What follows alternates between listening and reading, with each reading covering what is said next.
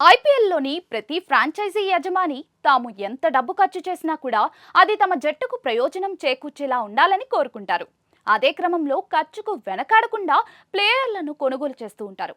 కానీ sun Risers Hyderabad యజమాని కావ్య మారన్ ఖర్చు చేసిన డబ్బుకు భారీ నష్టాలను ఎదుర్కొంటున్నట్లుగా తెలుస్తోంది.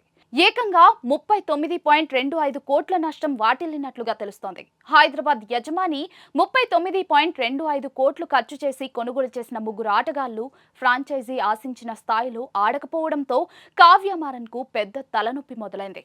గత ఐపీఎల్ సీజన్లో సన్ రైజర్స్ హైదరాబాద్ ఫైనల్స్ కు చేరుకుంది. అయితే ఫైనల్లో కావ్య మారన్ జట్టు ఓడిపోయింది. అయితే హైదరాబాద్ జట్టు ప్రదర్శనతో అభిమానుల హృదయాలను గెలుచుకుంది. అదే సమయంలో ప్రత్యర్థి జట్ల మనసుల్లోనూ ఓ భయాన్ని కలిగించింది. ఇటువంటి పరిస్థితుల్లో కొత్త సీజన్లో కూడా ఈ జట్టు నుంచి ఇలాంటి ప్రదర్శనను ఆశించారు. కానీ ఈ సీజన్లో తొలి మ్యాచ్ తప్ప మిగతా మ్యాచ్ల్లో దారుణంగా విఫలమైంది. దీనికి ప్రధాన కారణం జట్టు బ్యాటింగ్ లైనప్. అంచనాలు అందుకోవడంలో ఈ ముగ్గురు ఆటగాళ్లు విఫలమయ్యారు.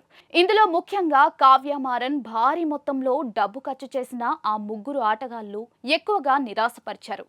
ఇందులో Australia star batsmen Travis head, భారత యువ opener Abhishek Sharma, wicket keeper మరియు బ్యాట్స్మెన్ ఇషాన్ కిషన్ ఉన్నారు. గత సీజన్ ప్రదర్శనను పరిగణలోకి తీసుకుంటే హెడ్ అభిషేక్లను 28 కోట్లకు రిటర్న్ చేసుకుంది.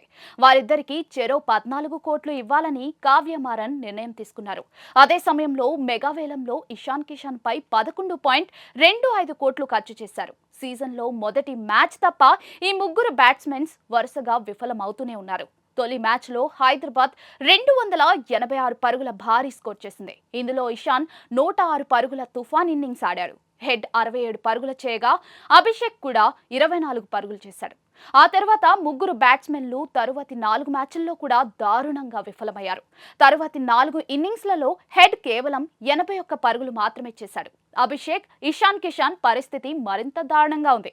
ఈ 4 ఇన్నింగ్స్లలో అభిషేక్ 27 పరుగులు చేయగా ఇషాన్ కిషన్ కేవలం 21 పరుగులు మాత్రమే చేశాడు. ఇటువంటి పరిస్థితుల్లో కావ్య మారన్ 39.25 కోట్లు వృధాగా మారాయని ఫ్యాన్స్ కామెంట్లు చేస్తున్నారు.